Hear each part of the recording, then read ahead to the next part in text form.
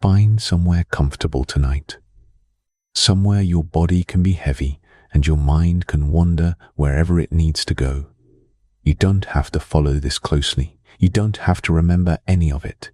Think of it less like a story being told to you and more like a distant conversation drifting through an open window. Something warm and quiet happening nearby while you rest. We're going to spend some time in the ancient world tonight. In a city that once held 1 million people, in streets that were loud and golden and full of the particular noise of a civilization that believed for a very long time that it would simply go on forever. Rome. Not the Rome of conquest and triumph, though we'll pass through that Rome too, briefly, the way you pass a painting on a wall without stopping. Tonight, we're interested in something softer and stranger. The slow ending. The long, patient fading of something vast. The way a civilization, like a fire, doesn't always go out all at once. Sometimes it just grows quieter. And quieter, and quieter still, until one evening you look up and realize the room has been dark for some time, and you can't quite say when the light went. There is something deeply restful, I find, in looking at things that are finished. Things that have already resolved. The Roman Empire is not waiting for an outcome. It has had its outcome. It lies behind us in time like a distant shore, and we can look at it without anxiety. We can simply observe it, wonder at it, let its story move through us the way old music does, not demanding anything, just present. So settle in, let the day grow distant, and let's begin somewhere around the year 400 of the Common Era, when Rome was still, technically, the center of the world, though the world had already begun, quietly, to rearrange itself around other centers, and not everyone had noticed yet. There is a particular kind of exhaustion that comes not from doing too much, but from holding something together for too long. If you've ever been the person in a family, or a team, or a relationship who kept things running, who smoothed things over, who absorbed the shocks, who made the difficult decisions so that everyone else could carry on, then you might understand something of what Rome was experiencing in its final century. Not a single catastrophic failure, something more like the slow accumulation of too many things requiring too much attention, for too long, with too few people who still believed it was worth the effort. By the early 5th century, the Roman Empire had been the dominant force in the Western world for over 500 years. 5 centuries. Think about what that means. A civilization so stable, so persistent, so deeply woven into the fabric of daily life across an enormous stretch of the world that for generation after generation, being Roman was simply what you were. It required no explanation. It required no defense. It was the water you swam in, the air you breathed, the assumption beneath every other assumption. Yet, even in the great public spaces of Rome, the forums, the baths, the wide straight roads that ran outward from the city like spokes from a wheel. Even there, if you had been paying attention, you might have noticed something. A certain quality of quiet where there had once been noise, a certain thinning of the crowds, a certain number of buildings that were no longer being maintained, their marble facades beginning to show the patient work of weather and time.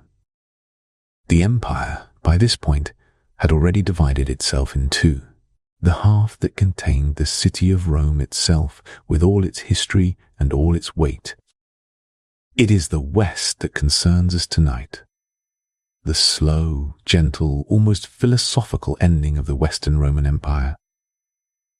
A story that took, depending on how you count, somewhere between 100 and 300 years to fully unfold. Historians still debate where to place the beginning of the end, but most agree on the ending itself. A quiet moment in the year 476 when a man named Odoacer, a Germanic chieftain who had served in the Roman army, simply asked the last Western emperor to step down. And the last Western emperor, a teenage boy named Romulus. Romulus Augustulus, Little Romulus. The diminutive even written into his name as though history were making a gentle joke simply did. He stepped down. He was sent to live in a castle in Campania, in the warm south of Italy, where he was given a pension and left to his days. And that, more or less, was that. No final battle, no burning of the city, no dramatic last stand on the steps of the Senate, just a young man setting down a crown and walking away into a quiet life. There is something in that image that I find oddly moving. The way the largest things sometimes end, not with a collision, but with a whisper. To understand how Rome arrived at that quiet moment in 476, it helps to go back a little further. To understand what the empire had been carrying, and for how long. At its height, somewhere around the 2nd century of the Common Era, during what the historian Edward Gibbon would later call, with characteristic grandeur, the period in which the condition of the human race was most happy and prosperous. The Roman Empire stretched from the north of Britain to the edge of Mesopotamia, from the cold grey shores of Scotland to the sun-baked deserts of Syria, from the Rhine in Germany to the sands of North Africa. To govern all of this, the Romans had built something remarkable. Not just roads and aqueducts, though those were extraordinary enough. They had built a system, a way of organizing human life across an enormous and diverse territory that, for all its flaws and cruelties, held together for centuries. Roman law, Roman currency, Roman weights and measures, a shared language, Latin in the West, Greek in the East, that allowed a merchant in Carthage and a soldier in York and a senator in Rome to communicate within the same framework of ideas. The sheer logistics of this are worth pausing on for a moment. Because in a world without electricity, without telecommunications, without the ability to move information faster than a horse could carry it, the Romans kept an empire of 50 or 60 million people, more or less coherent, more or less connected.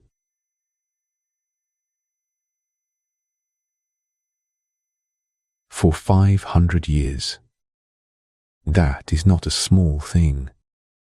But size, over time, becomes its own kind of burden. Every mile of border is a mile that must be defended. Every province is a province that must be administered, taxed, supplied with soldiers, kept in some working relationship with the center. And as the empire grew, the distance between the center and the edges grew with it, until the edges began to feel less like parts of a whole and more like separate worlds that happened, through historical accident, to share a name. The 3rd century was particularly brutal. Between the years 235 and 284, Rome cycled through roughly 50 emperors. Some lasting years, some lasting months, a few lasting only days before being killed by the very soldiers who had just elevated them. The military, which had always been the backbone of Roman power, became its own kind of instability. Generals discovered that they could make emperors, and having made that discovery, found it difficult to stop. Each legion had its favorite candidate. Each province had its loyalties. The empire fractured, briefly, into competing fragments, each claiming legitimacy, each demanding taxes and soldiers and allegiance. It was pulled back together, eventually, by a series of remarkable emperors, recognizing that the empire was simply too large for one person to govern effectively. He divided authority between 4 rulers, 2 senior emperors and 2 junior ones, in a system called the Tetrarchy. 4 men, each responsible for a portion of the whole, theoretically working in concert. It was a sensible idea. It did not, in the end, survive the human tendency to want more than your share. But for a time, it worked. And it tells us something important about the empire's relationship with itself in these later years. A growing awareness that the old ways of doing things were straining under the weight of new realities. Constantine, who followed Diocletian and who reunited the empire under his sole rule, made two decisions that would shape the next 1,000 years of Western history. He moved the capital eastward to the city he named after himself on the shores of the Bosphorus, and he extended tolerance and eventually patronage to the Christians, a small but growing religious movement that had spent the previous 3 centuries being intermittently persecuted and had emerged from that experience with a particular kind of resilience. Both of these decisions had consequences that played out slowly over generations.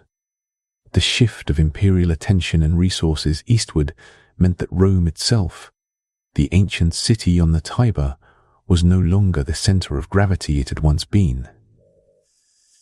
And the rise of Christianity meant that the old civic religion, the old shared mythology of gods and emperors and eternal Rome, was quietly being replaced by something that pointed not toward the eternal city, but toward an eternal kingdom elsewhere.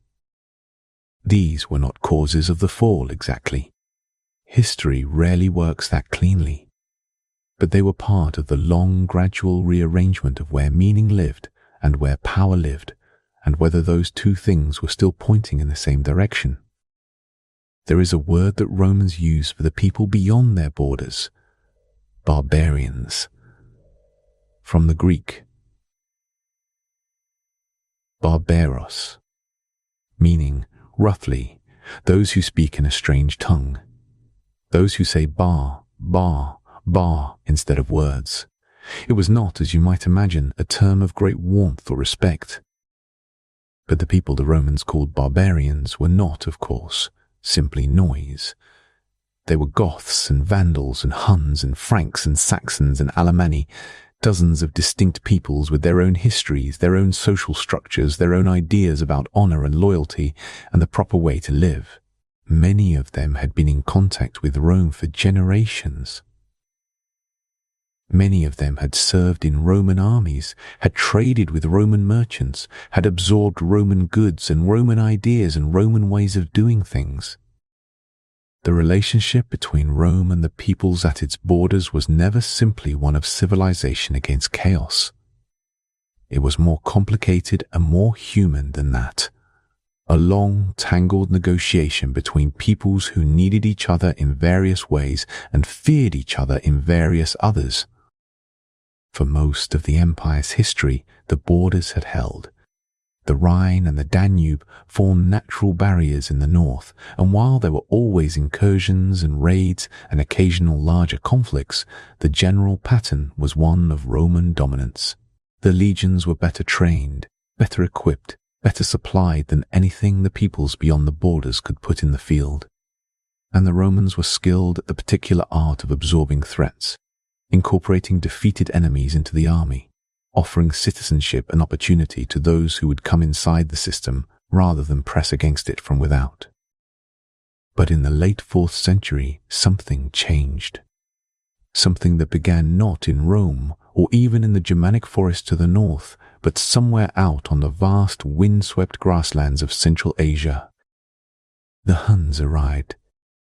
Exactly where the Huns came from is still a matter of scholarly discussion. The ancient sources describe them with a mixture of awe and terror that makes it difficult to extract precise information. What is clear is that they were extraordinarily effective mounted warriors, mobile in ways that the settled peoples of Europe found almost impossible to counter. They moved faster than news of their coming. They struck and disappeared before a defense could be organized. And their arrival on the European steppe in the 370s set off a chain reaction that would, ultimately, wash all the way to the walls of Rome. The Goths, a people who had been living in relative stability along the Danube frontier in a complicated but workable relationship with the empire, found themselves suddenly caught between the Huns to the east and the Romans to the south. In 376, 2 Gothic leaders, Fritigern and Alavivus, did something that had never quite happened before on this scale. They sent ambassadors to the Eastern Emperor Valens and asked, formally, to be allowed to cross the Danube and settle within the empire, to become, in effect, Romans. Valens agreed. The reasons were partly humanitarian. The Goths were clearly in distress, and partly practical. The empire always needed soldiers, and the Goths were excellent fighters. The plan was to settle them in the province of Thrace, disarm them, and incorporate them into the Roman military system. It did not go as planned. The Roman officials responsible for managing the crossing were corrupt, or overwhelmed, or both. The Goths were not properly disarmed. They were not properly fed. There were reports of Roman merchants selling dog meat to starving Gothic families in exchange for Gothic children taken as slaves. The details are grim, and whether every account is precisely accurate matters less than the atmosphere they describe. A situation that had begun as a managed humanitarian process, descending rapidly into humiliation and exploitation. The Goths rose up. And 2 years later, in the summer of 378, at a place called Adrianople in what is now northern Greece, they met the Roman army in the field and did something that had not happened in living memory. They won. Not just a skirmish. A full battle, a proper Roman army under the Emperor Valens himself destroyed. Valens died on the field. His body was never recovered.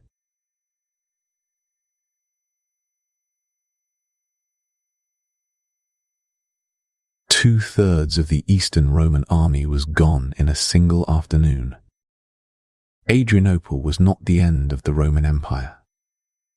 The empire absorbed even this, as it had absorbed so many shocks before. The new emperor, Theodosius, made peace with the Goths, settled them within the empire on terms that preserved their identity and their leadership structure in ways that older Roman arrangements had not. They were foederati, allies, rather than simply subjects.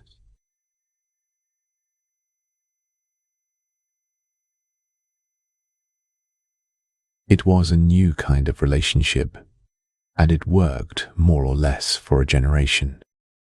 But something had shifted. The sense of Roman military invincibility, which had been one of the great psychological foundations of the empire's power, had been cracked, and the model of simply absorbing outside peoples into the Roman system was becoming harder to maintain when those peoples were arriving in large numbers, under pressure, and with less interest in becoming Roman than in simply finding somewhere safe to live. Over the following decades, the process continued, more peoples crossing the borders, more foederati arrangements, more Gothic generals rising to positions of genuine power within the Roman military, men like Stilicho, who was half Vandal by birth and who served as the effective military commander of the Western Empire in the early 5th century, a man of remarkable ability who held the West together through sheer force of will and political skill for years. Stilicho was, by any measure, one of the most powerful men in the Roman world. He was also deeply Roman in his values and his loyalties. His life's work was the preservation of the empire, and yet he was eventually accused of treachery, arrested, and executed in 408 by the emperor he served, Honorius, a man of much smaller vision and much larger paranoia. With Stilicho gone, the Western Empire lost its most capable defender. And within 2 years, something happened that had not happened in 800 years. Rome was sacked. The sack of Rome in 410 by the Visigoth king Alaric is one of those events that echoes through history with a particular resonance, not because of the physical destruction it caused, which was, in fact, relatively limited, but because of what it meant, what it told the people who lived through it about the nature of the world they inhabited. Alaric had been circling Rome for years. He was a Gothic king who had served in the Roman army, who had been promised various positions and rewards by various emperors, and who had been repeatedly disappointed. His demands were, by the standards of the age, not unreasonable. Land for his people to settle, a military command, recognition. He was not trying to destroy Rome. He was trying to be accommodated by it. But the Western Emperor Honorius, who spent the period of Alaric's threat safely installed in the fortified city of Ravenna, far to the north, refused to negotiate. He refused with a kind of passive stubbornness that historians have found both baffling and, in a dark way, characteristic of the late empire's capacity for political paralysis. There is a story, possibly apocryphal, but too perfect to ignore, that when a messenger arrived in Ravenna and told Honorius that Rome had fallen, the emperor looked up in distress and said, "But I just fed him." He thought the messenger was talking about his pet rooster, also named Roma. Whether or not the story is true, it captures something: the distance between the emperor and the reality of his empire. The way attention had drifted from the large and urgent to the small and comfortable. Alaric entered Rome on the night of August the 24th, 410. His soldiers moved through the city for 3 days. They took gold and silver and valuables. They took the hostage Galla Placidia, the emperor's own sister, who would later become a remarkable political figure in her own right. They did not, notably, destroy the great monuments or massacre the population wholesale. The Visigoths were, by this point, largely Christian, and Alaric had given orders that churches and their contents were to be respected. People who took refuge in the basilicas were to be left alone. The physical damage was real but bounded. The psychological damage was something else entirely. St. Jerome, one of the great scholars of early Christianity, was living in Bethlehem when the news reached him. He wrote, in words that still carry their weight across 16 centuries, "My voice sticks in my throat, and as I dictate, sobs choke my utterance. The city which had taken the whole world was itself taken."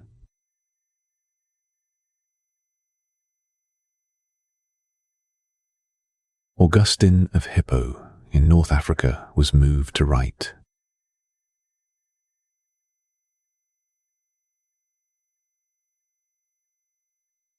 "The city of God, partly in response to the event. A vast theological meditation on the difference between earthly cities, which rise and fall, and the eternal city of God, which does not. The sack of Rome, for Augustine, was not a refutation of Christianity, but a reminder that no earthly thing deserves the kind of absolute faith that Rome had inspired in its people. Even those who were not religious understood that something had changed. Rome had been, for so long, a kind of eternal fact, as permanent as the hills it was built on, as inevitable as the sun. The sack of 410 did not end the empire, but it ended that particular myth. And myths, once ended, are very difficult to rebuild. The decades that followed were ones of gradual, quiet diminishment. The Western Empire contracted. Britain was effectively abandoned around 410. The legions were withdrawn, and the province was left to manage its own defence against the Picts and the Saxons and the Irish raiders who had been pressing against it for years. Spain was invaded by various peoples, eventually settling into a patchwork of Germanic kingdoms. North Africa, the great grain-producing province that fed much of the West, was taken by the Vandals under their king Gaiseric in the 430s and 430s, a loss that was genuinely catastrophic, cutting off one of the empire's most important sources of food and revenue. Through all of this, life continued. Cities still had their baths and their markets. Laws were still administered. Taxes were still collected, though by fewer people, from a smaller territory with increasing difficulty. The Roman Senate still met in Rome. The church was growing stronger. its bishops increasingly the most powerful figures in many cities, filling the administrative vacuum left by a retreating imperial presence. There is something quietly poignant about this period, the way Roman civilization persisted in its forms even as its substance thinned. People still read Virgil and Cicero. They still built in the Roman style. They still used Roman law.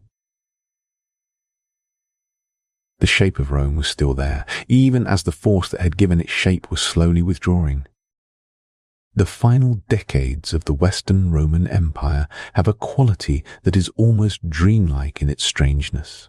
A succession of emperors, most of them young, many of them controlled by powerful generals, cycling through a throne that had become less a seat of real power and more a kind of ceremonial object, important for the legitimacy it conferred, but increasingly disconnected from the actual business of governing and defending the West.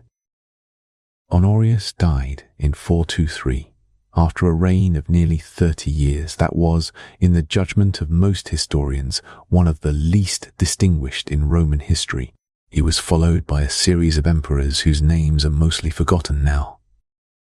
Behind most of these emperors stood the real power, a succession of military commanders, mostly of barbarian origin, who had the soldiers and therefore had the actual authority. Men like Aetius, who has been called the last of the Romans, a general of extraordinary ability who in 451 organized the coalition that stopped Attila the Hun at the Battle of the Catalonian Plains in Gaul. This was perhaps the last great military victory of the Western Empire, a moment when Roman organization and Gothic loyalty and sheer desperate necessity combined to turn back the most formidable external threat the West had faced. Attila is worth pausing on for a moment, because he is one of those figures who seems almost too large for history, a man whose reputation spread so far and so fast that he was known, even in his own lifetime, as the Scourge of God. He had built, with remarkable speed, a vast empire of his own on the European steppe, extracting tribute from both halves of the Roman Empire through a combination of military threat and shrewd political pressure. He was not, by the accounts of those who met him, the monster of legend. The Roman diplomat Priscus, who visited his court in 449, described a man of simple habits and considerable dignity who drank from a wooden cup while his guests drank from gold. Attila invaded Gaul in 451 and Italy in 452 and was met on both occasions by Aetius. The first time in battle, the second time in negotiation. When Attila turned back from Italy in 452, it was partly due to Aetius, partly due to plague and famine in his army, and partly, according to later tradition, due to an encounter with Pope Leo I, who met Attila near the city of Mantua and somehow persuaded him to withdraw. The details of that meeting are lost. But the image of the old bishop standing before the most feared man in the world, with nothing but words and whatever authority he carried, has stayed in the imagination of the West for 15 centuries. Attila died in 453, in his bed on the night of his wedding to a new wife. He had drunk heavily at the celebration and died in his sleep, possibly from a hemorrhage. His empire, which had been held together entirely by his personal authority, fragmented almost immediately. The great external threat to the West dissolved as suddenly as it had appeared. But the victory at the Catalonian Plains and the reprieve of 452 did not save the West. They were moments of light in a story that was, overall, moving toward darkness. And even those moments came at a cost. Aetius himself, the architect of both, was murdered in 454 by the Emperor Valentinian III, who feared his power. Valentinian was himself murdered the following year by soldiers loyal to Aetius's memory. The cycle of violence at the top of the imperial system continued its exhausting rotation. What is striking, looking at this period from the distance of centuries, is not the violence or the chaos, though there was plenty of both, but the persistence. The way people kept trying, kept believing, or at least acting as though they believed, that the system could be maintained, that the right general or the right emperor or the right policy might stabilize things.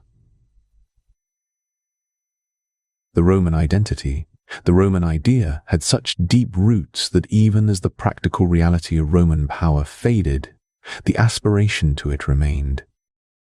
There is something very human in that. The difficulty of accepting that something you have always known, something that has structured your entire sense of the world, is genuinely ending. The way the mind reaches, again and again, for the familiar form even when the substance has gone. The last few emperors of the West were, in the main, figures of pathos rather than power. Julius Nepos, who has some claim to being the legitimate last emperor, was deposed in 475 and fled to Dalmatia, where he continued to issue coins in his own name and to receive recognition from the Eastern Empire for several more years, a ghost emperor presiding over a ghost authority. And then there was Romulus Augustulus. Little Romulus, the teenage son of a general elevated to the throne by his father's ambition in 475 and deposed by Odoacer in 476. Romulus Augustulus is interesting precisely because he was so clearly not a significant figure. He was young. He had no real power. He had been emperor for less than a year. When Odoacer's soldiers came to relieve him of his position, there was no great resistance, no last stand, no dramatic gesture. Odoacer reportedly felt some sympathy for the boy. He was, after all, just a boy. And rather than killing him, sent him to live at the Castellum Lucullanum, a castle on the bay at Naples, with a pension of 6,000 gold solidi a year. The castle had once been the villa of Lucullus, a Roman general of the Republic, famous for his extraordinary wealth and his lavish dinner parties. The wheel of history has a certain dark poetry to it sometimes. The last emperor of the West, living out his days in the former pleasure palace of a man who had lived 400 years before him, in a world so changed that it would have been unrecognizable to either of them. What Romulus Augustulus did with his days in that castle, we don't know. Whether he read, whether he looked out at the bay and thought about what had been, whether he understood fully what his deposition meant. History does not record it. He simply fades from the sources, the way things do when they are no longer at the center of events. And yet Rome did not simply disappear. This is perhaps the strangest and most beautiful part of the story. The Western Roman Empire ended, in the formal political sense, in 476. But the Roman world, the habits, the laws, the language, the architecture, the church that had grown up within it and would outlast it by centuries, all of that continued. Changed, certainly, transformed beyond what anyone in the 2nd century would have recognized, but present. The Germanic kings who replaced Roman emperors in the West did not, in most cases, try to destroy what Rome had built. They tried to inhabit it. Odoacer governed Italy using Roman administrative structures. The Ostrogoth king Theodoric, who displaced Odoacer in 493 and ruled Italy for the next 30 years, was in many ways one of the most effective rulers Italy had seen in generations. A man who had been educated in Constantinople, who admired Roman civilization deeply, who employed Roman senators in his administration and worked to preserve Roman law and Roman culture. Theodoric's court at Ravenna was, by the accounts of those who knew it, a genuinely remarkable place. The philosopher Boethius served there, writing works of such elegance and depth that they would be read and studied for 1,000 years. Cassiodorus, another Roman senator in Theodoric's service, compiled vast administrative records and letters that give us one of our richest windows into the daily life of this transitional world. These were Roman men working within a Gothic kingdom, producing work that was entirely and recognizably Roman in its values and its forms. The Latin language did not die. It transformed slowly over centuries into the languages we now call French and Italian and Spanish and Portuguese and Romanian, the Romance languages, the languages of Rome, still spoken by hundreds of millions of people in a world Rome never imagined. The legal concepts that Roman jurists spent centuries developing still underpin much of the legal tradition of the Western world. Even the city of Rome itself continued. Reduced, yes, from 1 million people to perhaps 30,000 by the early medieval period. Quieter, certainly, but inhabited. The old buildings still standing, repurposed and reinterpreted, their marble stripped for new construction, their spaces transformed into churches and houses and markets. The Pantheon, that extraordinary temple to all the gods, became a Christian church and was therefore maintained and preserved while so much else crumbled. It still stands today, nearly 2,000 years after it was built, its great dome intact, its oculus open to the sky. There is something deeply settling in that image. The open circle at the top of the dome, letting in whatever the sky offers, sun, or clouds, or rain falling straight down into the ancient space below. A building that has survived the fall of empires and the passage of millennia, simply by remaining useful, simply by being, in each successive age, a place where people wanted to be. The historian Peter Heather has written about how the fall of Rome was not experienced by most people as a single dramatic event, but as a gradual shift. A slow change in who collected your taxes, who maintained the roads, who settled your disputes. For a farmer in Gaul or a tradesman in Spain, the replacement of a Roman governor with a Gothic king might have been, in practical terms, a relatively modest change in daily life. The field still needed ploughing. The market still needed tending. Children were still born, and people still died, and the seasons still turned in their ancient patient way. This is not to minimize what was lost. A great deal was lost. The infrastructure of the Roman world, the roads, the aqueducts, the complex trading networks that moved goods across enormous distances, deteriorated over the following centuries in ways that made life materially harder for many people. Literacy declined. Long-distance trade contracted. The urban populations shrank.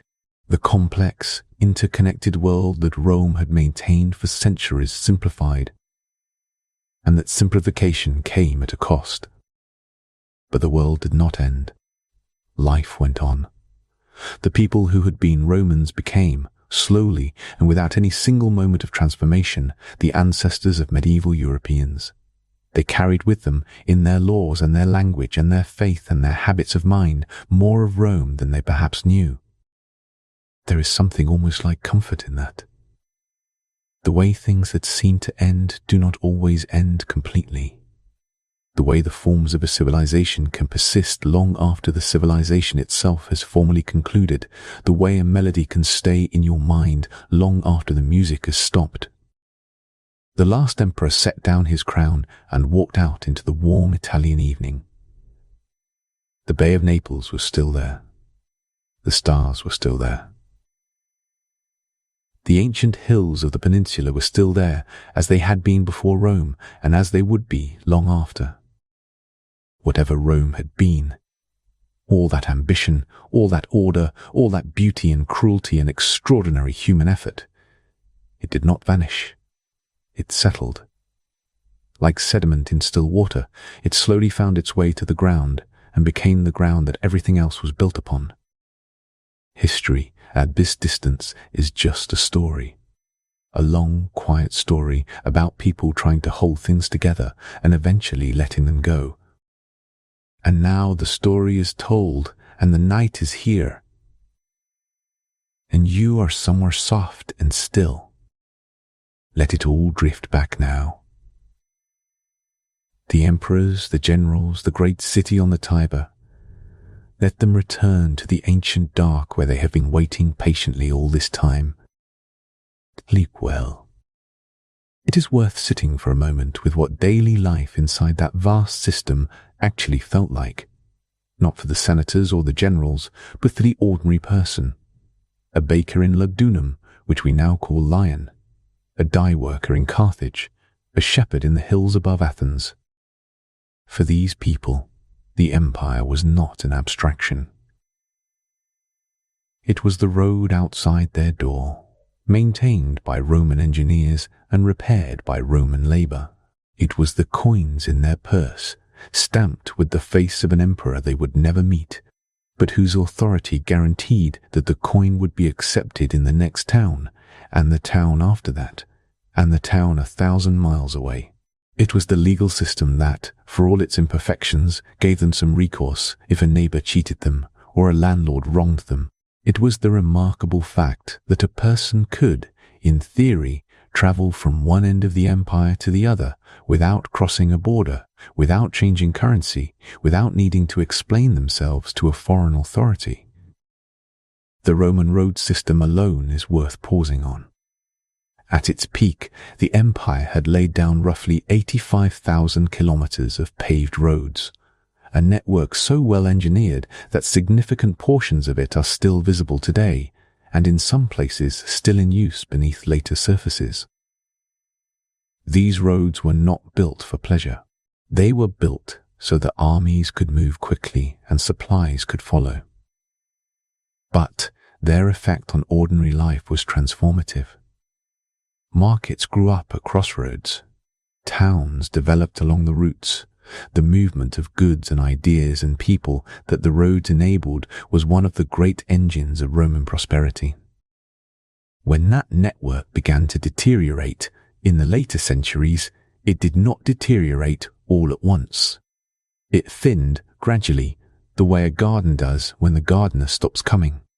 First the smaller roads, the ones connecting minor settlements, then the bridges, which required more maintenance than simple paving, then stretches of the major routes, where a fallen tree or a washed-out section was no longer repaired because there was no longer anyone whose job it was to repair it.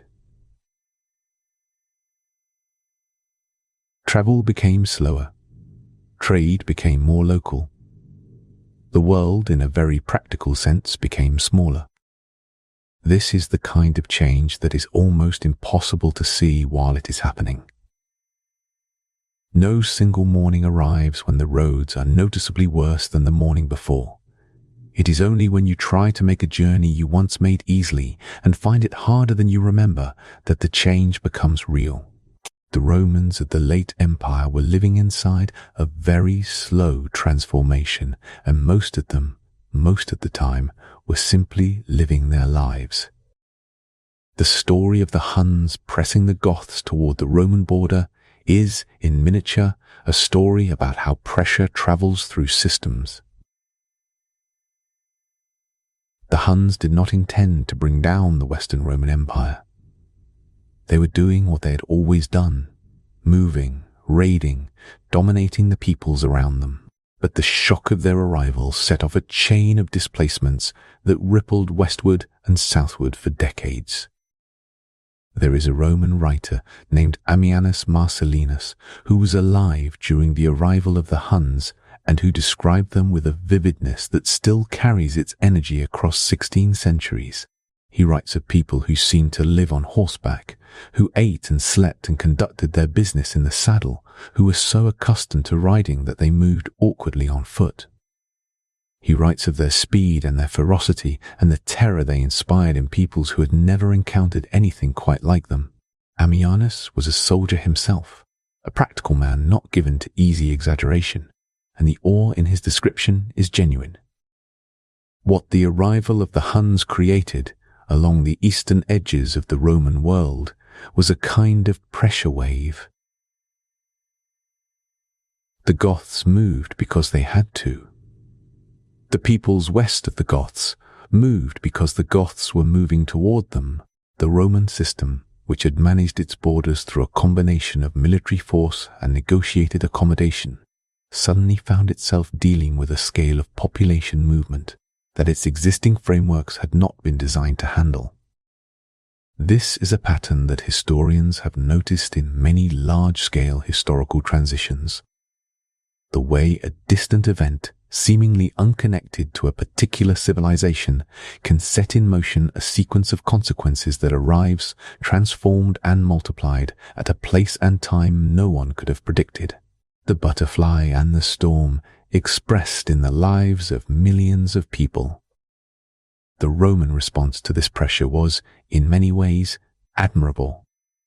They did not simply close the border. They attempted repeatedly to incorporate the incoming peoples into their system, to make Romans of them, or at least to make allies of them. The foederati arrangements were not a sign of weakness, but of adaptability. Rome had always grown by absorption. Its genius, in many ways, was its capacity to take in the foreign and make it familiar. But absorption requires time. It requires the incoming people to gradually learn the language, adopt the customs, internalize the values of the host civilization. And in the late 4th and 5th centuries, the movement of peoples was simply too fast and too large for that process to work as it had worked before. The Goths who settled inside the empire in the 370s remained, in many ways, Gothic. They kept their language, their social structures, their leaders. They were Roman subjects in a legal sense, but they were not Roman in the deeper sense that earlier generations of immigrants had become Roman. That slow generational transformation of identity that had once been one of the empire's great strengths. There is a letter, preserved in the collections of Cassiodorus, from the Ostrogoth king Theodoric to one of his Roman administrators, in which Theodoric writes about his desire to see Romans and Goths live together in peace, each contributing their particular strengths to the common good. Let the Goths, he writes, in effect, be strong in arms, and let the Romans be strong in law, and between them let there be harmony. It is a generous vision, and it is touching precisely because of how clearly Theodoric understood the difficulty of what he was attempting. Two peoples, two traditions, two ways of understanding the world, trying to find a shared life in the ruins and the remnants of something larger than either of them. It did not in the end fully succeed. Theodoric's reign was followed by the Gothic Wars, a catastrophic conflict between the Ostrogoths and the Eastern Roman Empire under Justinian that devastated Italy for 20 years in the mid-6th century. By the time it was over, Italy was exhausted in a way it had not been even after the sack of Rome in 410. The population had declined sharply. The great estates lay abandoned. The cities were quieter than they had been in living memory. But Theodoric's vision of something new being built from the materials of what had come before was not entirely wrong. It was simply slower and harder and more painful than he had hoped. The sack of 410 produced, among its many after-effects, an outpouring of writing that gives us an unusually intimate window into how educated Romans of the time processed what had happened to them.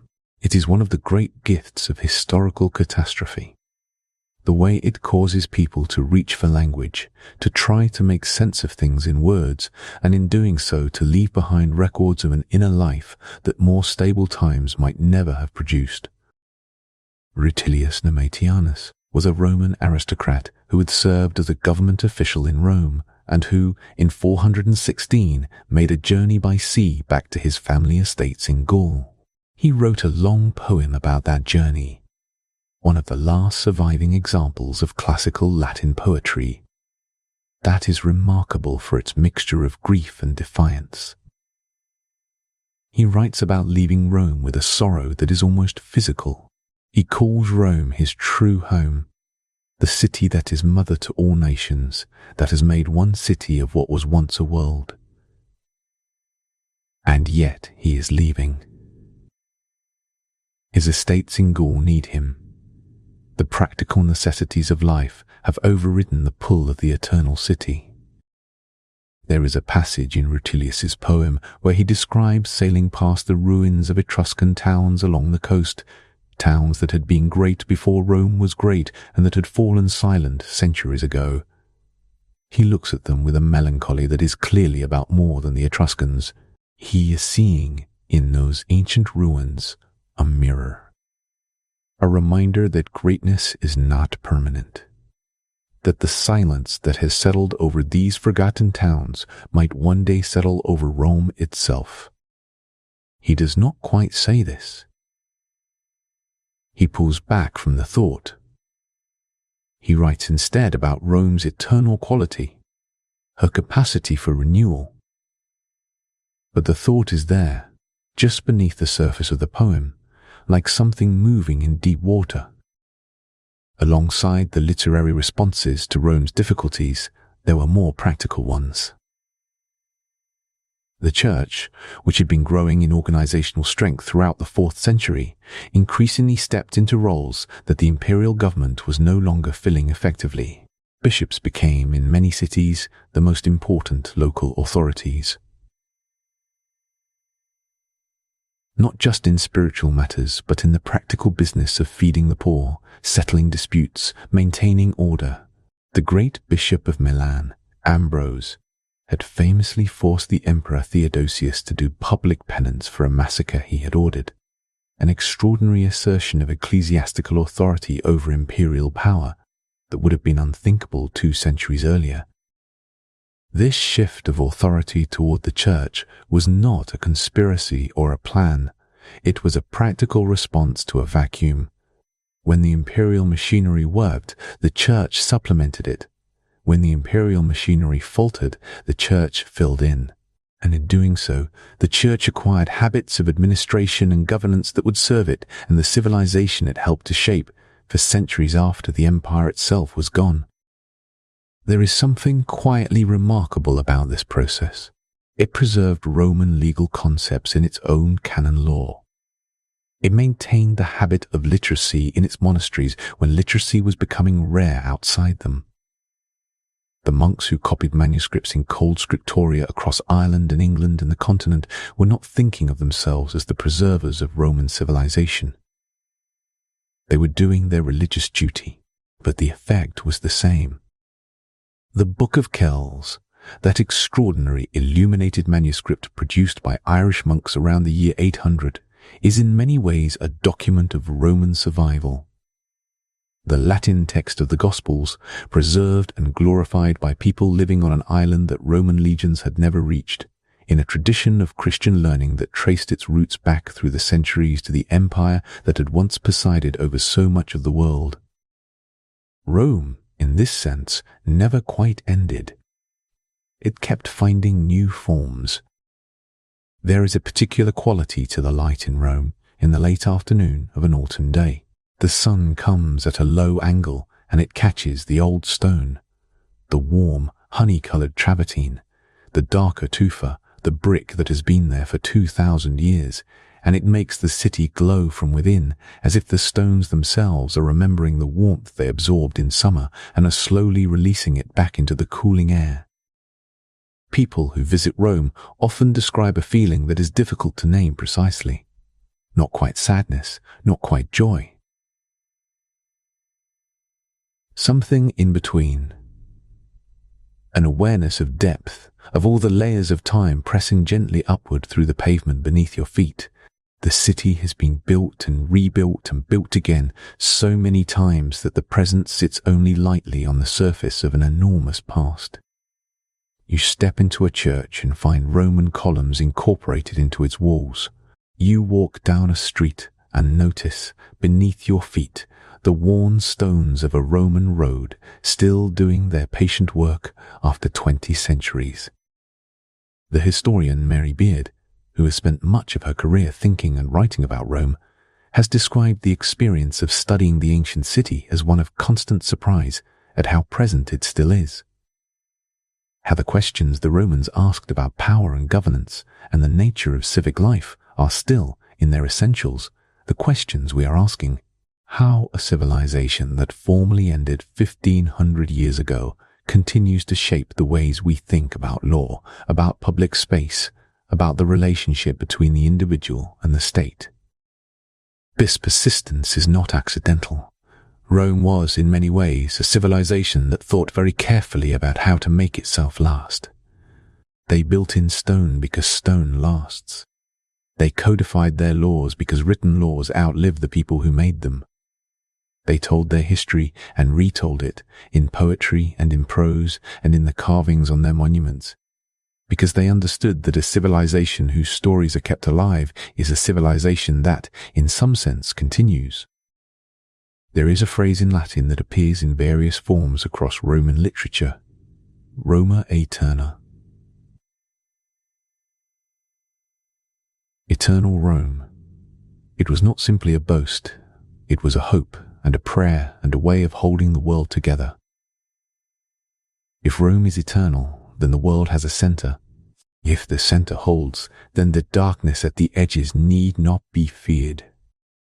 The center did not hold in the end, but the hope of it, the idea of it, the aspiration towards something lasting and ordered and shared that persisted. It persisted through the chaos of the migration period and the simplifications of the early medieval world and the slow rebuilding of European civilization in the centuries that followed. It persists in various forms today. We live, all of us, downstream from Rome. The legal traditions that protect us, the languages many of us speak, the architectural forms we inhabit, the very calendar we use to mark the days. All of these carry Roman fingerprints, worn smooth by time, but still legible if you know where to look. And perhaps there is something quietly comforting in that, in the knowledge that even the things that end do not entirely disappear. That the effort of all those millions of people, all that building and governing and arguing and creating and simply living, was not simply lost. It settled into the ground of the world and became part of what everything else grew from. The empire ended. The world it made did not.